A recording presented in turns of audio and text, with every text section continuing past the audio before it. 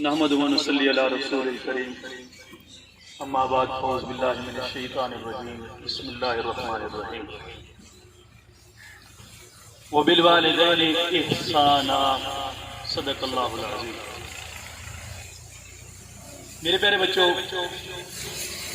میں نے آپ کے سامنے قرآن کریم کی چھوٹی سی آیت مبارکہ کا کچھ حصہ تلاوت کیا ہے۔ اس کے اندر اللہ رب العزت نے والدین کے ساتھ حسن سلوک کا حکم دیا، تو اس کے بارے میں میرے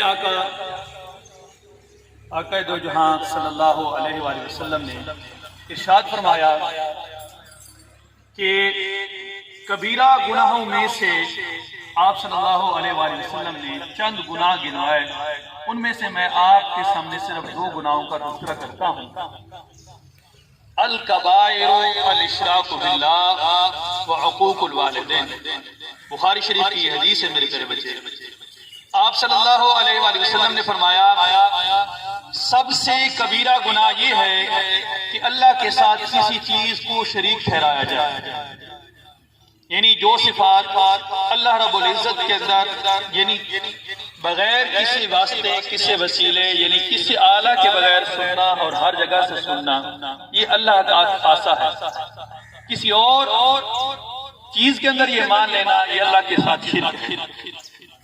دوسری بات، یہ بہت ہی بڑی لمبی بات ہے لیکن جو میں اپنے موضوع کی طرف آتا ہوں، دوسری بات جو آپ صلی اللہ علیہ وسلم نے فرمائی وہ عقوق الوالدین، والدین کی نافرمانی۔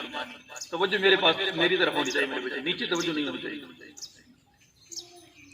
وہ عقوق الوالدین یعنی والدین کی نافرمانی۔ والدین کی نافرمانی کے اندر میرے پیارے بچے کیا چیز آ جاتی ہے، یہ بڑا لمبا مضمون ہے لیکن چھوٹی دو تین باتیں آپ کو بتا کر ختم کرنا چاہتا ہوں۔ پہلی نافرمانی یہ ہے میرے پیارے بچے والدین کی، جس طرح قرآن کریم میں اللہ نے فرمایا فَلَا تَقُلْ لَهُمَا اُفٍّ وَلَا تَنْهَرْهُمَا وَقُلْ لَهُمَا قَوْلًا كَرِيمًا، ان کو اف تک نہ کہو۔ اف کا کیا مطلب ہے میرے پیارے بچے؟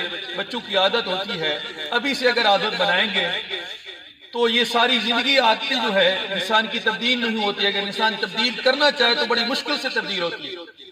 مثال کے طور پر اگر آپ کے والد نے کہا کہ میرے پیارے بچے میرے لیے پانی لاؤ، آپ کے چہرے پہ تھوڑی سی ناگواری سی آ گئی کہ یار ابھی تو میں موبائل دیکھ رہا ہوں اور ابو کہتا ہے میرے لیے پانی لاؤ، تو یہ اف کے درجے میں آتا ہے میرے پیارے بچے۔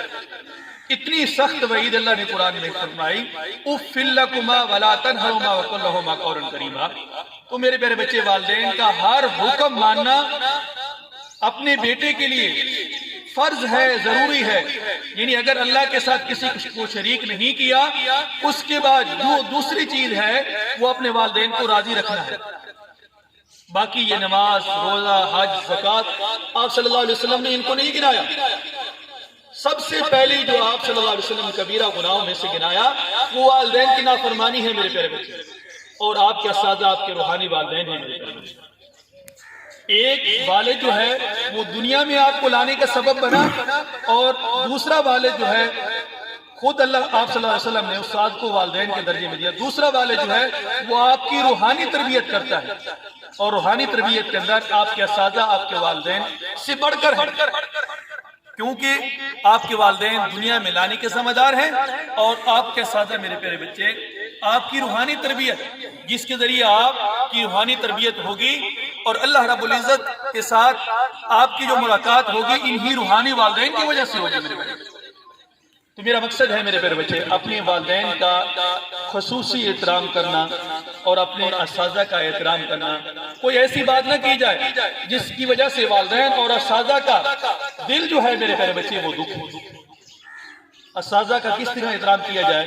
اساتذہ کے ہر حکم کو آخری حکم مانا جائے، یعنی چاہے آپ کی جان بھی چلی جائے لیکن اساتذہ کے حکم کی حکم عدولی نہیں کرنی، یہ اساتذہ کا حکم ماننے کا طریقہ ہے۔ اور والدین کی خدمت میں کبھی کسر نہیں اٹھا رکھی، یعنی یہ نہیں سوچنا کہ میرے لیے یہ وبا سے میرا وقت ضائع ہو رہا ہے، والد نے مجھے فلاں کام کہا، فلاں کام کہا، فلاں کام کہا، تو اس سے میرا وقت ضائع ہوگا۔ وقت نہیں ضائع ہوگا، جو کام کہتے ہیں والد وہ آپ کی تربیت کے لیے، اور آپ کے اساتذہ جو ہے آپ کو کوئی حکم دیتے ہیں، کسی بات پر عمل کرنے کا کہتے ہیں، وہ آپ کی روحانی تربیت کے لیے ہے۔